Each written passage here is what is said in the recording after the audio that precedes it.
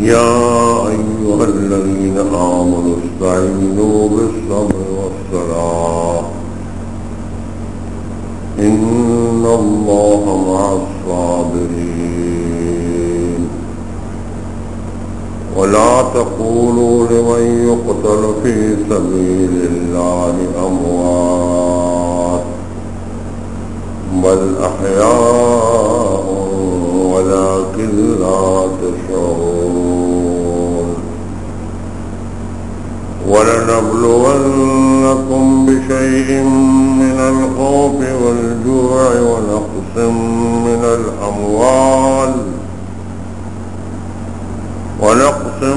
من الأموال والأنفس والثمرات وبشر الصابرين الذين إذا أصابتهم مصيبة قالوا إنا لله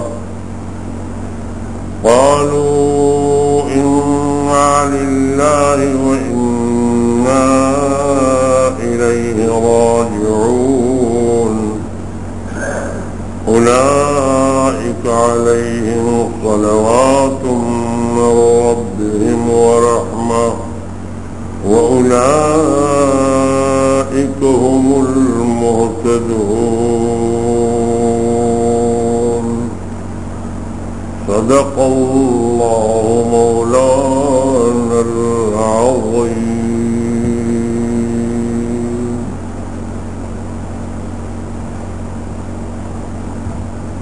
اب اللہ جل جلالہ عم نوالہ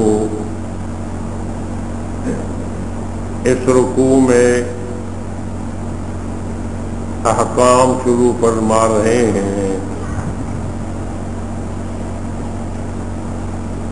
اور تمام احکام چاہے وہ عبادات کی شکل میں ہے چاہے وہ اخلاق کی شکل میں ہے چاہے وہ جہاد فی سبیل اللہ کی شکل میں ہے سب کے سب میں قربانی ہوتی ہے. نماز لیجیے سب سے بظاہر آسان عمل لیکن 5 وقتہ نماز پابندی سے پڑھنا وَإِنَّهَا لَكَبِيرَةٌ إِلَّا عَلَى الْخَاشِعِينَ الَّذِينَ يَظُنُّونَ أَنَّهُمْ مُلَاقُو رَبِّهِمْ وَأَنَّهُمْ إِلَيْهِ راجعون. اللہ فرماتے ہیں یہ نماز بہت باری ہے مگر ان ایمانداروں پر باری نہیں جن کے دلوں میں خوف خدا ہے.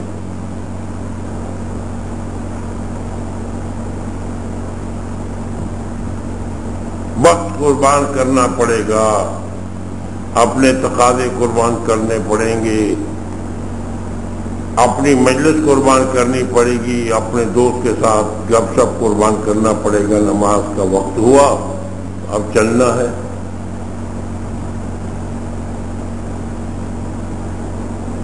نماز میں بھی قربانی ہے زکوٰۃ میں بھی قربانی ہے قربانی میں بھی قربانی ہے جہاد میں بھی قربانی ہے. مقصد یہ ہے کہ ہر میدان میں نفس پر بوجھ ہی بوجھ ہے.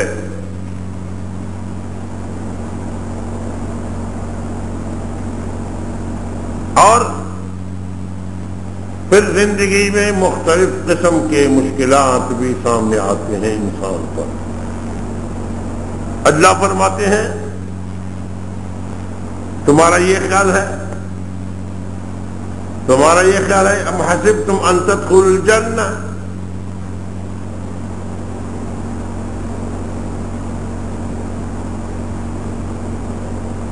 ام حسبتم ان تدخلوا الجنہ ولما يعلم الله الذين آمنوا منكم. کبھی فرماتے ہیں ام حسب الناس ان يتركوا ان يقولوا آمنا وهم لا يفتنون.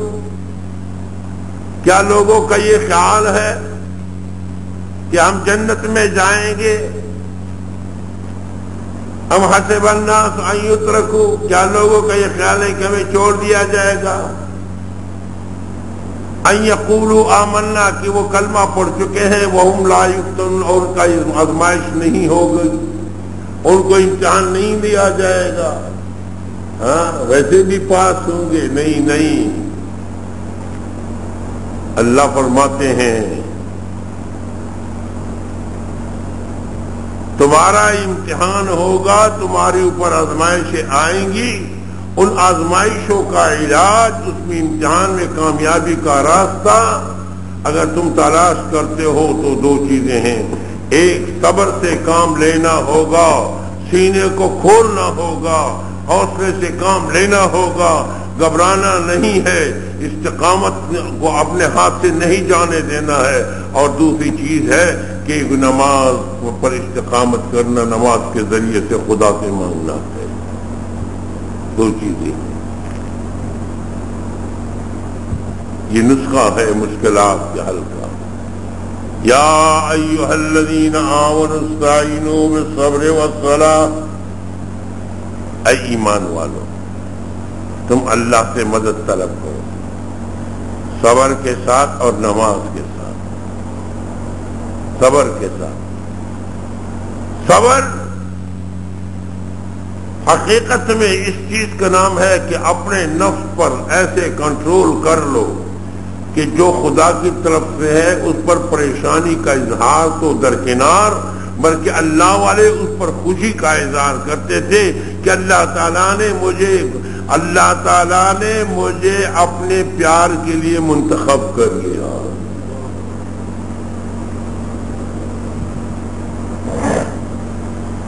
ہاں ہم تو پریشان ہوتے ہیں، وہ خوش ہوتے تھے۔ میں نے بار بار سنایا، حضرت مجدد الفسانی رحمت اللہ علیہ کا بیٹا وفات پا گیا تھا، کسی نے تعزیتی خط لکھا تھا، تو حضرت مجدد الفسانی رحمت اللہ علیہ لکھتے ہیں دنیا اگر ای نمک نمے داشتے عبث بودے، دنیا میں اگر آزمائشوں کی نمک نہ ہوتی تو اس میں مزہ نہیں ہوتا تھا۔ دیکھو جب روٹی میں نمک نہیں ہوتا سالن میں، تو سالن میں مزہ ہوتا ہے؟ نہیں ہوتا۔ اس روٹی میں مزہ ہوتا ہے؟ نہیں ہوتا۔ اس روٹی میں نمک نہ ہو، فرماتے ہیں اس دنیا میں اگر غم اور پریشانی اور آزمائشوں کی نمک نہ ہوتی تو مزہ نہ ہوتا اس زندگی میں۔ سبحان اللہ، وہ اس کو نمک سمجھتے ہیں۔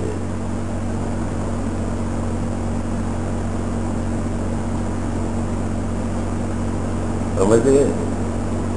اور مولانا رحمت اللہ علیہ کا واقعہ تو آپ سن چکے ہیں کہ مولانا رحمت اللہ علیہ، بار بار میں سنا چکا کہ مولانا رحمت اللہ علیہ ایک دن گھر میں آئے تو پوچھا کہ آیا گیا گھر والوں سے گھر میں کچھ ہے کھانے کے لیے، کچھ ہے؟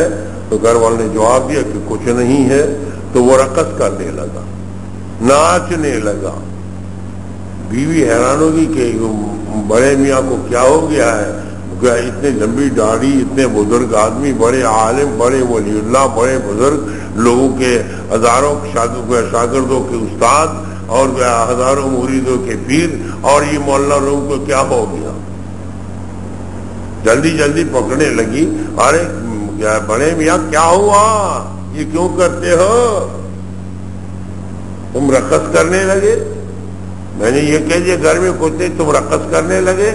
ان کا خیال تھا کہ شاید کچھ اثر اس پر ہو گیا، تو حضرت نے فرمایا نہیں نہیں نہیں نہیں، میں خوشی سے رقص کرنے لگا۔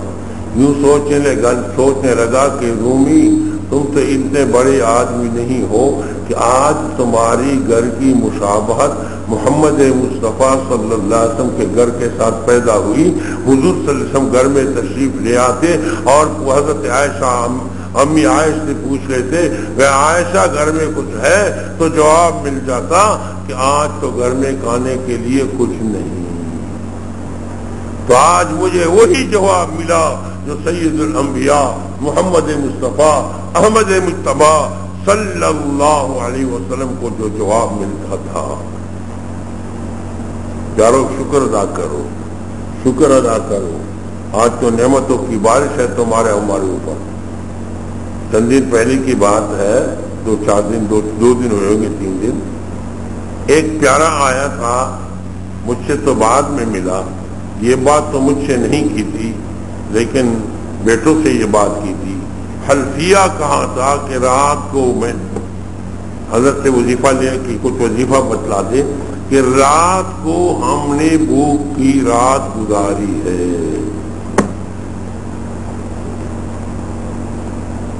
ہاں تم بھی کہتے ہو ہم پریشان ہیں، تم بھی کہتے ہو ہم پریشان ہیں، شیطان دھوکہ دیتا ہے، تم کیا یہ ہے وہ ہے یہ ہے وہ ہے۔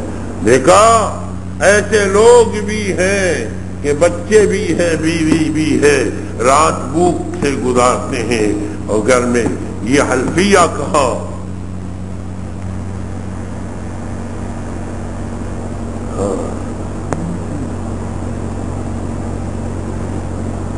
کہ حضرت کو کچھ کی ملاقات کی، اس نے بیٹوں نے کہا کہ وہ تو جمعے کے بغیر نہیں کرتے، لیکن ان پر ترس آیا، ان کو کہا صبح آ جائیں 8 بجے تو ہم ابو سے کیا عرض کر دیں گے کہ دیکھو یہ تو ایسے پریشان ہے۔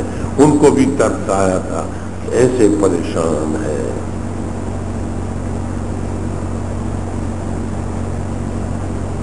ایسے پریشان ہے۔ ہاں آپ اور ہم شکر ادا نہیں کرتے کہ ہم کیا کہ آج تک گیا مرطوب غذا ملتی ہے، الحمدللہ مرغن غذائیں ملتی ہیں۔ آج ہمیں شیطان کبھی کیا دھوکہ دیتا ہے، یہ کمی ہے، یہ تکلیف ہے، یہ پریشانی ہے، یہ کمی ہے، یہ کمی ہے۔ شیطان دھوکہ دیتے ہیں تاکہ کوئی عبادت نہ کرتے، اللہ اللہ نہ کر سکے، تاکہ وہ یہ پریشان رہیں، اور جب پریشان ہوتا ہے انسان تو کچھ نہیں کرتا۔ پریشانی سے کیا بنتا ہے؟ پریشانی سے کیا بنتا ہے؟ کچھ نہیں بنتا۔ وہی ہوتا ہے جو منظور خدا ہوتا ہے۔ 1000 مرتبہ تم پریشان رہو تو کیا ہوتا ہے؟ وہ بے نیاز ہے، جب دینے پہ آ جائیں گے تو خود دے دیں گے، نہیں آئیں گے تو تم پریشان رہو تو کیا ہوگا؟ ہاں سب صبر استقامت سے کام لینا ہوگا۔ اللہ کی عبادت کرو گے، اللہ اللہ کرو گے، جب ان کے پاس منظوری ہو جائے گی تو خدا نے کھول دیں گے۔ لیکن روزے معطل ہو کر بیٹھنا بھی نہیں ہے۔ یوں نہ کہو کہ استاد جی نے کہا یا پیر صاحب نے کہا کہ دیکھو اللہ تعالیٰ آپ گھر میں بیٹھ جاتے ہیں اور کہتے ہیں کہ بس اسی طرح اوپر آسمان سے آئے گا۔ نہیں، تم نے ہاتھ پاؤں مارنا ہے، پھر دینے والا وہی ہے۔ ہاتھ پاؤں میں روزی نہیں ہے، رزق اللہ دیتے ہیں، لیکن شریعت کے حکم کے مطابق تم نے نکلنا ہے، تم نے دکان میں بیٹھنا ہے، تم نے دفتر میں جانا ہے، تم نے ایک کام کرنا ہے، تم نے تعمیر حکم کرنی ہے۔ اپنے پیارے محمد صلی اللہ علیہ وسلم کی کہ رزق کے حلال کی محنت کرو، تم نے اللہ تعالیٰ کی اللہ تعالیٰ کے احکامات کی مطابقت کرنی ہے، اور پھر آگے اس کے اندر برکت ڈالنا اسی کا کام۔ دینے والا اللہ ہے، گھر میں بیٹھنا نہیں ہے۔ سمجھ گئے؟ اللہ سمجھ عطا فرمانے۔ گھر میں بیٹھنا بھی نہیں ہے، اور دل پر اور دنیا پر عاشق بننا بھی۔ بعد نے تو دنیا کو چھوڑ دیا اور بعد نے پھر بعد دنیا کے عاشق بن گئے۔ سمجھ گئے؟ ہاں آپ کہو گے ایسے اللہ والے بھی ہوتے ہیں، لیکن اس مقام پہ آپ اور ہم نہیں پہنچے ہیں، جیسے صدیق اکبر رضی اللہ تعالیٰ عنہ۔ صدیق کے مقام پر ہم نہیں پہنچ چکے ہیں، صدیق کے مقام پر ہر صحابی بھی نہیں پہنچ چکا ہے۔ حضور صلی اللہ علیہ وسلم کے زمانے میں ایک صحابی ساری مال کو صدقہ کرنا چاہتے تھے، حضور نے منع فرمایا، آخر چلتے چلتے 1/3 کی اجازت دی۔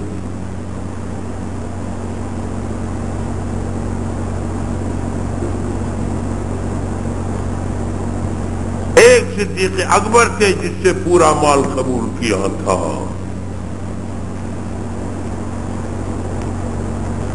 ہر آدمی کا توکل صدیق کا نہیں بن سکتا، صدیق صدیق تھے۔ سمجھ گئے؟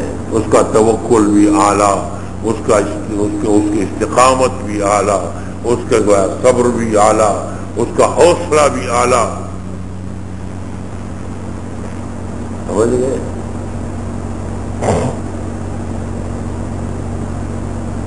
اللہ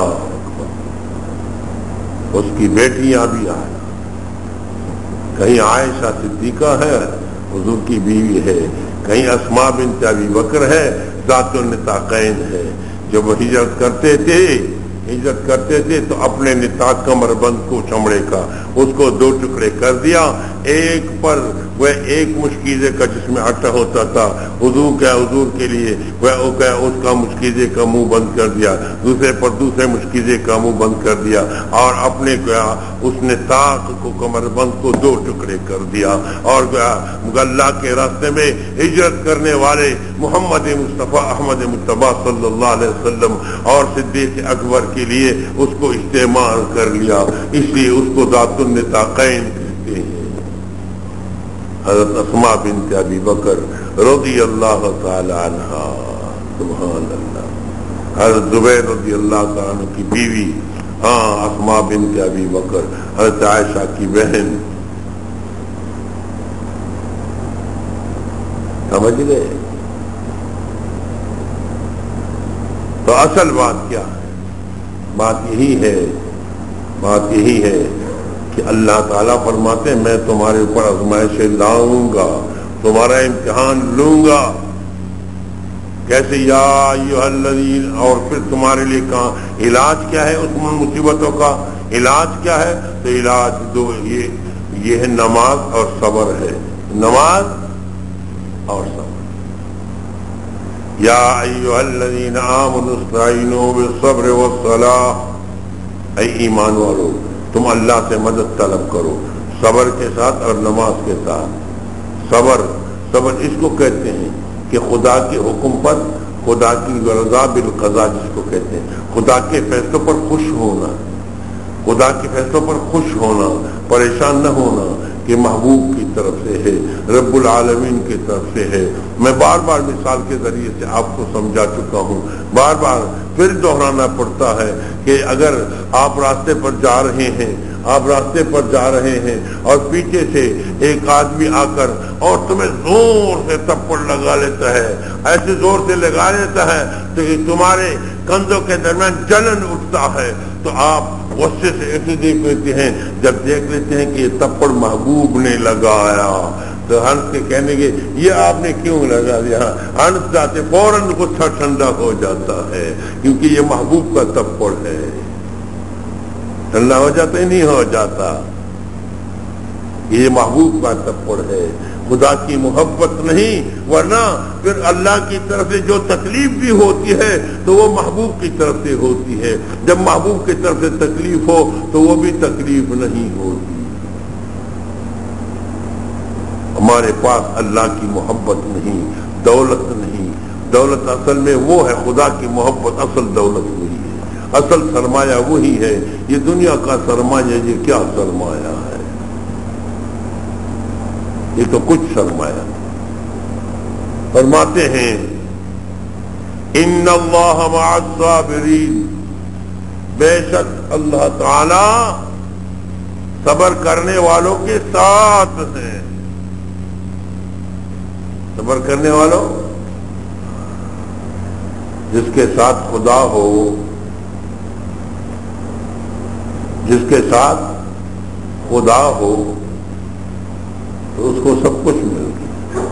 ان اللہ مع الصابرین، ان اللہ. بابا عبد الرحمان پشتو میں ایک شعر سنا دوں کہ اللہ در سرمل رحمانہ، کہ اللہ در سرمل رحمانہ کا لشکر در سروی یک تنہائے. عبد الرحمان اس کا نام تھا. وہ کہتے ہیں جب تمہارے ساتھ اللہ نہ ہوں، جب تمہارے ساتھ اللہ نہ ہوں تو اگر آپ کے ساتھ فوجیں بھی ہوں تو تم تنہا ہو. کہ اللہ در سرمل نبی رحمانہ، عبد الرحمان کہ اللہ در سرمل نبی رحمانہ کا لشکر در سروی یک تنہائے. فرماتے جب اللہ ساتھ نہ ہوں تو اگر آپ کے ساتھ فوج بھی ہوں، لشکر بھی ہوں، سب کچھ ہوں، پھر آپ اکیلے ہیں جب خدا تمہارے ساتھ نہ ہوں.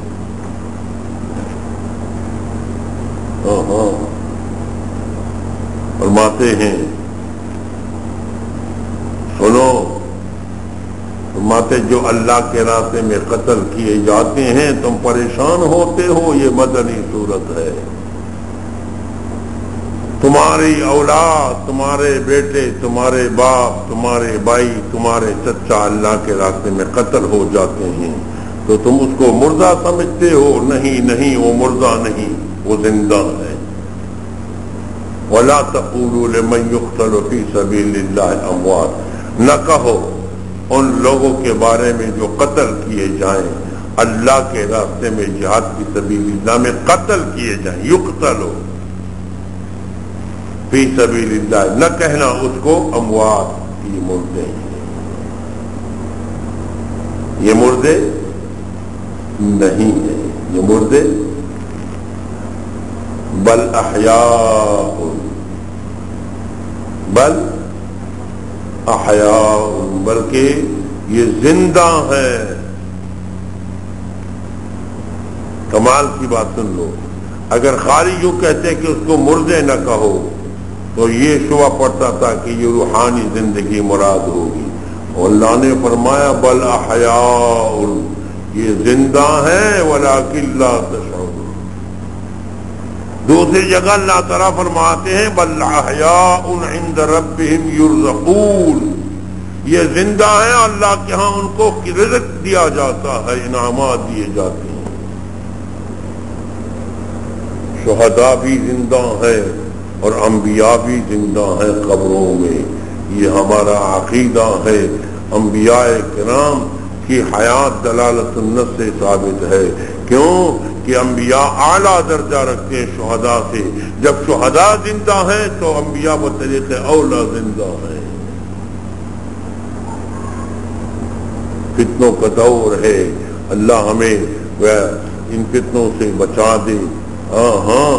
ایسے لوگ بھی پیدا ہوئے ہیں کہ انبیاء کے بارے میں کہتے ہیں کہ یہ زندہ نہیں ہے، اللہ ان کو ہدایت دے. انبیاء کرام قبروں میں زندہ ہے، حدیث میں آتا ہے. اور مورخین نے لکھا ہے کہ جب مدینہ منورہ پہ حملہ ہوا تھا، حضرت عبداللہ ابن عمر رضی اللہ تعالیٰ عنہ فرماتے ہیں میں مسجد نبوی میں بند تھا گیا، میں لڑائی میں حصہ نہیں لینا چاہتا تھا، مسجد نبوی میں میں بیٹھا رہا. 3 دن تک مسجد نبوی میں جماعت کا انتظام نہیں ہو سکا لڑائی کی وجہ سے. فرماتے ہیں 3 دن میں مسجد نبوی میں محصور رہا اور 3 دن محمد مصطفیٰ احمد مجتبیٰ صلی اللہ علیہ وسلم کے روض اطہر سے نماز کے وقت اذان کی آواز بھی آتی تھی اور اقامت کی آواز بھی آتی تھی.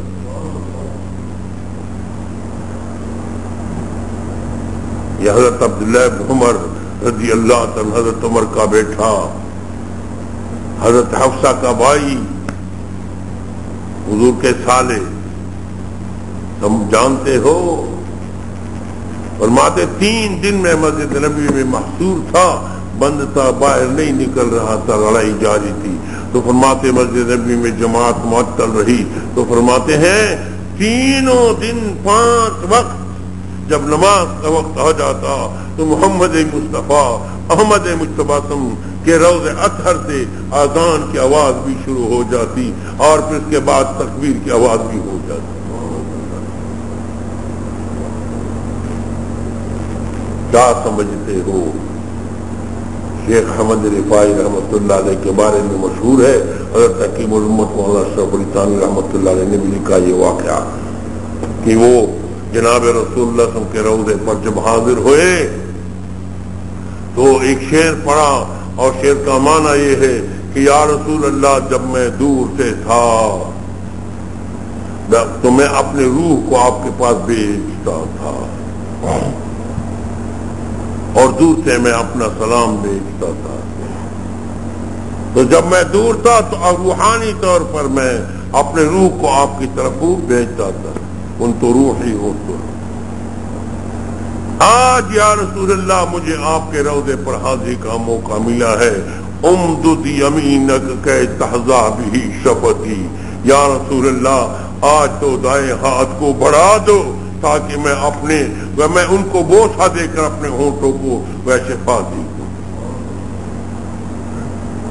حضرت حکیم الامت مولانا شبری تان رحمۃ اللہ لکھتے ہیں کہ ہزاروں مجمع میں حضور صلی اللہ علیہ وسلم نے دست مبارک روضے سے نکالا اور ایسے چمک اٹھا کہ سورج کی روشنی ماند پڑ گئی. اور پھر اس نے بوسہ دیا گیا اور پھر واپس حضور صلی اللہ علیہ وسلم نے ہاتھ مبارک کھینچ کے اندر کر دیا. اور میں آج آیا ہوں اور میں چاہتا ہوں کہ میں بوسہ دوں. امدد یمینک کہ تحظا بہ شفتی. یا رسول اللہ اپنے ہاتھ کو ذرا آگے بڑھا دو تاکہ میں اپنے ہونٹوں کو اس سے شفا دے دوں. لذت اٹھا لو. حضور صلی اللہ علیہ وسلم نے دست مبارک نکالا اور اللہ کے پیارے نے اس کا بوسہ دے دیا. پھر حضور اور فرماتے ہیں ایسی چمک ہوئی کہ اس چمک کی وجہ سے سورج کی روشنی ماند پڑ گئی. اور ہزاروں کے مجمع میں کیا کہنا. اللہ ہمیں سمجھ عطا فرما دے.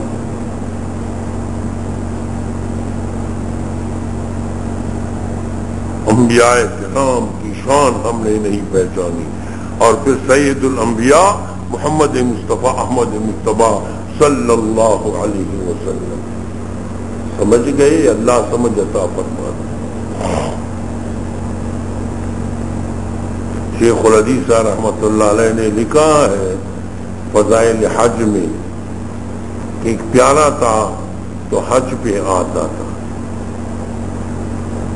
حج پہ آتا تھا تو جب حج پہ آنے کا موقع ملا تو بادشاہ وقت کو خواب میں گیا. حضور صلی اللہ علیہ وسلم آتے اور فرماتے فلاں قافلہ آ رہا ہے اس میں فلان آدمی ہے اس کو واپس کر.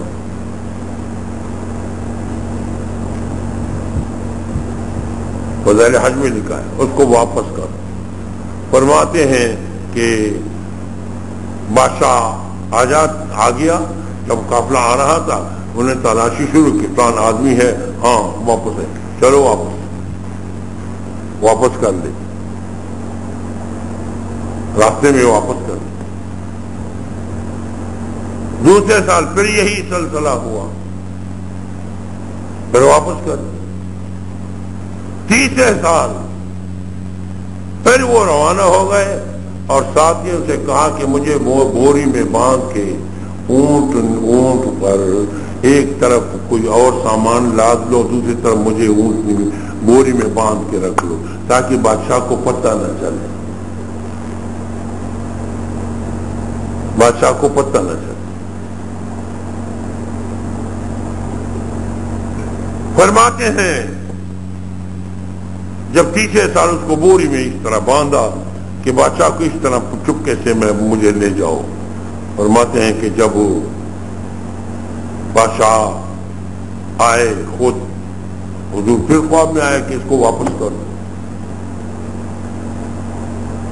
جب خواب میں آئے تو حضور صلی اللہ علیہ وسلم تو بادشاہ نکل آئے. اس کو واپس پلان ہے نہیں ہے صاحب تلاشی شروع کر دو. تلاشی شروع کر دو. آخر تلاشی کرتے کرتے کرتے نہیں ملا. آخر قافلے والے نے کہا کہ یہ کیا بات ہے کہ یہ تیسرا سال ہے آپ اس کو نہیں چھوڑتے. تو اس نے کہا کہ مجھے محمد الرسول اللہ صلی اللہ علیہ وسلم خواب میں آ جاتا ہے اور مجھے حکم دے جاتا ہے کہ اس میں فلان آدمی آ رہا ہے اس کو واپس کر دو.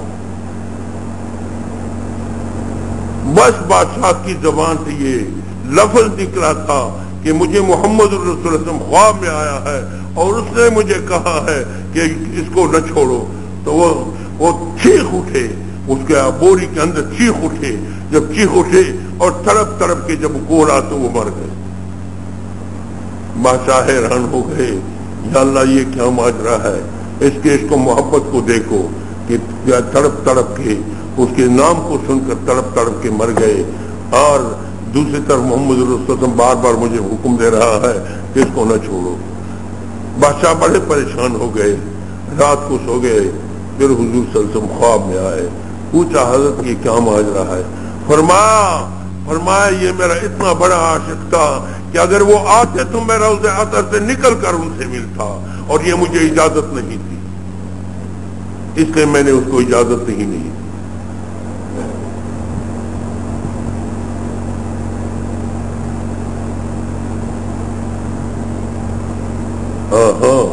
ایسے عاشق بھی ہوتے ہیں. اللہ تعالی ہمیں صحیح عشق نصیب فرما دے, صحیح عشق نصیب فرما دے. آج ہم کیوں تباہ ہو رہے ہیں؟ ہمارے دلوں میں محمد مصطفیٰ صلی اللہ علیہ وسلم کی محبت نہیں ہے. محبت کی یہ علامت ہے کہ اس کی ہر ادا تمہیں محبوب ہو.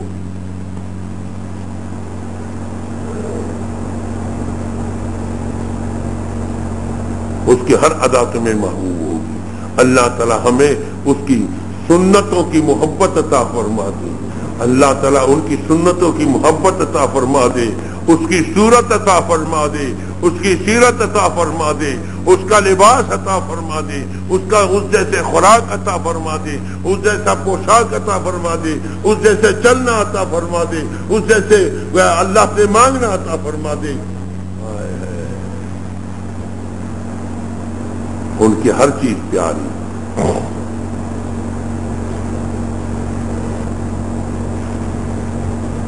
تو گزارش یہی کر رہا تھا کہ شہداء زندہ ہیں, انبیاء زندہ ہیں, بل احیاء ولکن لا تشعرون. انبیاء بھی زندہ ہیں قبروں میں, اور شہداء بھی زندہ ہیں قبروں میں. کچھ لوگ ناسمجھ لوگ ہیں, وہ کہتے ہیں کہ انبیاء زندہ نہیں ہے, مردہ ہے قبروں میں. یہ جہالت ہے. اللہ تعالیٰ ان کو بھی سمجھ عطا فرما دے, اللہ تعالیٰ ہم کو بھی سمجھ عطا فرما دے. بنیادی بات یہ ہے انبیاء کرام کے بارے میں یہ تصور کرنا کہ یہ زندہ نہیں ہے. حضرت علامہ انور شاہ کشمیری رحمت اللہ علیہ, جو حضرت شیخ الہند رحمت اللہ علیہ کے حدیث میں جانشین تھے, دارالعلوم دیوبند کے شیخ الہند کے بعد صدر مدرس اور شیخ الحدیث تھے, وہ لکھتے ہیں فیض الباری کے اندر کہ بات اللہ والے جیسے جلال الدین سیوطی رحمت اللہ علیہ, جلال الدین سیوطی رحمت اللہ علیہ گیا زندگی میں بیداری میں حضور سے ملتے تھے اور ان سے حدیث کے مشکلات حل کرتے تھے.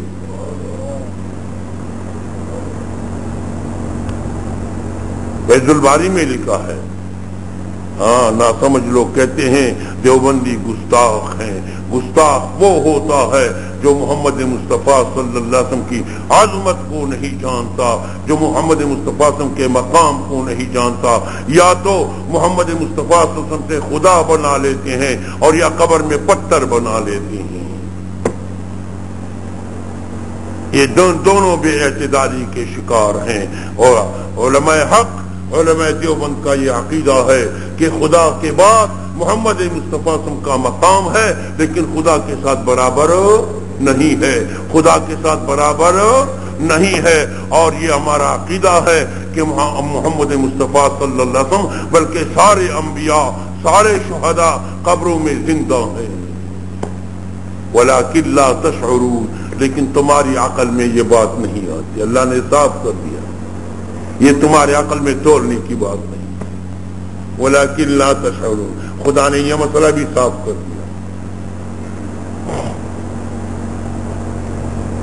اللہ فرماتے ہیں ہاں تمہارا امتحان لوں گا. وَلَنَبْلُوَنَّكُمْ بِشَيْءٍ مِّنَ الْخَوْفِ وَالْجُوعِ, میں ضرور تمہارا آزمائش کروں گا, میں تمہارا امتحان لوں گا. بِشَيْءٍ مِّنَ الْخَوْفِ, کچھ گھبراہٹ, ڈر, من الجوع, من الخوف ڈر, والجوع بھوک, تمہارے اوپر بھوک کے دن بھی آ جائیں گے. تمہارا امتحان لوں گا, کبھی ڈر بھی آئے گا. ونقص من الاموال, کبھی تمہارے مالوں کو بھی ختم کر دوں گا, تمہیں مسکین بنا دوں گا. ونقص من الاموال والانفس, کبھی تمہارا بیٹا لے لوں گا, کبھی تمہاری بیوی لے لوں گا وہ وفات پا جائے گی، کبھی تمہارا بیٹا لے لوں گا، کبھی تمہارا باپ لے لوں گا، کبھی تمہارا بھائی لے لوں گا، والانفس یعنی والثمرات، کبھی تمہارے باغات کو تباہ کر دوں گا، اور میں تمہارا امتحان لوں گا، وَلَنَبْلُوَنَّكُمْ، ضرور میں تمہارا امتحان لوں گا، ضرور لوں گا، لام تاکید کے لیے، نون تاکید کے لیے، یہ تمہارے اوپر میں آزمائش لاؤں گا، لیکن اللہ فرماتے وَبَشِّرِ الصَّابِرِينَ، خوشخبری سنا دو، بشارت سنا دو ان لوگوں کو، الصابرین، وہ لوگ جو اپنی مشکلات پر کہ ہم مشکلات کے عالم میں صبر سے کام لے لیتے ہیں، حوصلے سے کام لے لیتے ہیں، تدبر سے کام لے لیتے ہیں، بے قابو نہیں ہوتے اور صبر استقامت سے کام لے لیتے ہیں۔ الذین اذا اصابتهم مصیبت، وہ صبر کرنے والے کون سے لوگ ہیں؟ وہ لوگ ہیں جب ان کو کوئی مصیبت پہنچ جاتی ہے، قالوا، تو وہ کہتے ہیں انا للہ و انا الیہ راجعون، ہم بھی اللہ کے ہیں، ہم بھی اللہ کی طرف جانے والے ہیں، ہماری جان بھی اپنی نہیں ہے تو مال بھی ان کا جان بھی ان کی، اولاد بھی ان کی ہے، ہم ان کے ہیں اور ان کی طرف ہم بھی جانے والے ہیں، تو اگر اللہ تعالیٰ نے اپنی چیز امانت لے لی تو لے لی۔ در حقیقت مالک ہر شے خدا، این امانت چند روزے نزدماس، فرماتے حقیقت میں ہر چیز کا مالک خدا ہے، در حقیقت مالک ہر شے خدا، این امانت چند روزے نزدماس، حقیقت میں ہر چیز کا مالک وہی ہے، اور یہ چند دنوں کے لیے ہمارے پاس امانت ہے، در حقیقت مالک ہر شے خدا، این امانت چند روزے نزدماس۔ انسان غلط فہمی میں مبتلا ہے، اللہ سمجھتا فرماتا، اللہ فرماتے ہیں جو صبر سے کام لیتے ہیں تو میں ان کے بارے میں کیا اعلان کرتا ہوں، سنو سنو، اولئک علیہم صلوات من ربہم ورحمہ واولئک هم المہتدون، خوشخبری سنو، خوشخبری سنو، فرماتے ہیں یہ لوگ جو صبر و استقامت سے کام لیتے ہیں، آزمائشوں میں گھبراتے نہیں، آزمائشوں میں پھسلتے نہیں، آزمائشوں میں چیخ و پکار نہیں کرتے، بلکہ صبر و استقامت سے کام لیتے ہیں، ہنس کے اللہ کے حکم کو قبول کرتے ہیں کہ رب ذوالجلال آپ کی طرف سے ہے، سر تسلیم خم ہے جو مزاج یار میں آئے، بس گیا۔ اسی طرح تو فرماتی ان لوگوں کو خوشخبری سنا دو، اولئک علیہم صلوات من ربہم، یہ وہ لوگ ہیں جن پر گیا اللہ کی طرف سے مہربانیاں ہیں اور وہ رحمت اور رحمت ہے، وَأُولَئِكَ هُمُ الْمُهْتَدُونَ، اور یہ لوگ ہدایت پر ہیں، یہ ہدایت پانے والے۔ تو اللہ تعالی ہمیں استقامت نصیب فرما دے۔ تو اصل بنیادی چیز یہ ساری باتیں تب پیدا ہوتی ہے کہ اللہ کے ساتھ تعلق پیدا ہو جائے، تو گویا جب خدا کے ساتھ تعلق پیدا ہو جائے، محمد مصطفیٰ کے ساتھ تعلق پیدا ہو جائے، محبت پیدا ہو جائے، تو سارے مسائل آسان ہو جاتے ہیں۔ محبت ایک ایسی چیز ہے کہ سارے کام انسان کے لیے آسان کر دیتے ہیں، ہے یا نہیں ہے؟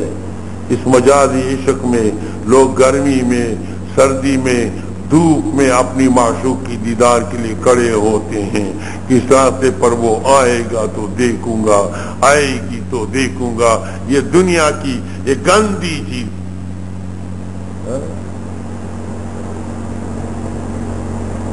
مشہور واقعہ ایک لڑکا کہ ایک جوان کا ایک لڑکی کے اوپر عاشق ہوا تھا، تو اس لڑکی نے جلاب کر کے اور ان کے اس سے پاس کے گزرا تو اس نے کوئی توجہ نہیں دی، دبلی پتلی لاغر زرد رنگ، تو وہ حسن نہیں رہا۔ جب حسن نہیں رہا تو انہیں کہا سبحان اللہ، اب جو میرے پیٹ میں 2 من گندگی تھا اس پر عاشق تھے۔ جب وہ نکل گئی، اور جب انسان جلاب کر لیتا ہے 8-10 آ جاتے ہیں، ہاں تو وہ موشن آ جاتے ہیں، تو جب انسان گیا تو لاغر ہو جاتا ہے، وہ حسن و رونق ختم ہو جاتا ہے، کہنے لگے اچھا وہ دو گیا تو وہ ڈیر جو تھا گندگی کا اس پر آپ آ سکتے، ابھی پتہ چلا۔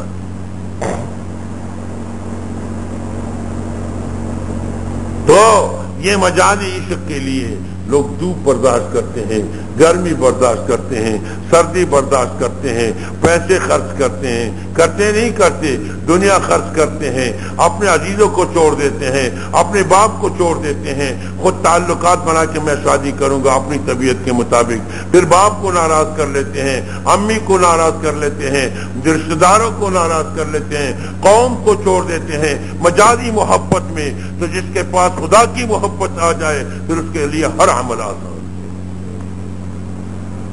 اور جس کے پاس محمد مصطفیٰ صلی اللہ علیہ وسلم کی محبت آ جائے تو پھر سونے پر سہاگا۔ بنیادی بات یہ ہے، تو یہ کیسے آئے گا، یہ کیسے آئے گا؟ یہ جب ایسے مجلسوں میں تم نے بیٹھنا ہوگا جس میں اللہ کے محبت کے تذکرے ہوں گے، وہی محبت پیدا ہوتی ہے۔ جہاں اللہ اللہ کرنا ہوتا ہے، جہاں جس چیز کا ذکر زیادہ ہوتا ہے اس چیز کی محبت آتی ہے، جہاں اللہ کا ذکر زیادہ ہوتا ہے اللہ کی محبت آتی ہے، جہاں محمد مصطفیٰ صلی اللہ علیہ وسلم کا ذکر زیادہ ہوتا ہے وہاں محمد مصطفیٰ صلی اللہ علیہ وسلم کی محبت آتی ہے، جہاں دنیا کا تذکرہ زیادہ ہوتا ہے وہاں دنیا کی محبت آتی ہے۔ اب ہم وہ ذکر کریں گے، گیا پہلے مراقبہ کریں گے، مراقبہ عالمین حمد الشاکرین والصلاة والسلام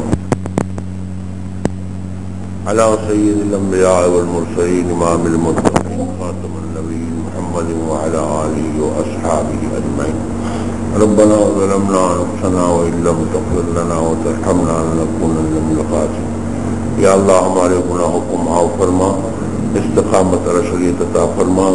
یا اللہ جن دوستوں نے، مریدوں نے، شاگردوں نے دعا کے لیے کہا ہے، یا اللہ یا ارحم الراحمین اس پاک مجلس کی خاطر ان کے دلوں کے مرادوں کو شریعت کے مطابق پورا فرما، ان کے مشکلات کو حل فرما، ان کے مشکلات کو حل فرما، اس پاک کلام کی خاطر یا اللہ ان کے مشکلات کو حل فرما، ان کے دلوں کے تمناؤں کو شریعت کے مطابق پورا فرما، شریعت کے مطابق پورا فرما۔ یا اللہ غیب سے مدد فرما، یا ارحم الراحمین یا اکرم الاکرمین، تمام نیک مقاصد اور نیک عزائم میں کامیابی عطا فرما۔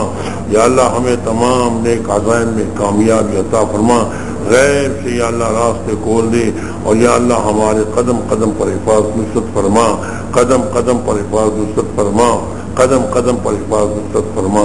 یا اللہ ہمارے دعاؤں کو انتہائی قبول فرما، انتہائی قبول فرما، انتہائی قبول فرما، اور یا اللہ ہماری پوری زندگی کو دین کی خدمت کے لیے قبول فرما۔